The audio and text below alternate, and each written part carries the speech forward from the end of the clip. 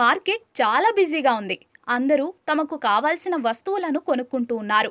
Shopping పూర్తయిన వారు ఇంటి దారి పడుతున్నారు. ఇంతలో ఓ వ్యక్తి అక్కడికి వచ్చాడు.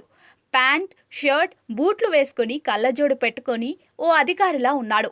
అతడు ఉన్నట్టుండి హఠాత్తుగా అక్కడ వెరైటీ డాన్స్ ప్రారంభించాడు.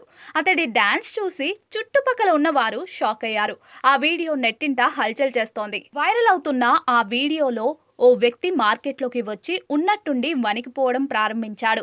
ఆ తర్వాత వెనక్కి ముందుకు దూకడం ప్రారంభించాడు. అతడి చేష్టలు చూసి అందరూ షాక్ అయ్యారు. కొద్దిసేపటి తర్వాత అది డాన్స్ అని తెలుసుకొని ఊపిరి పీల్చుకున్నారు.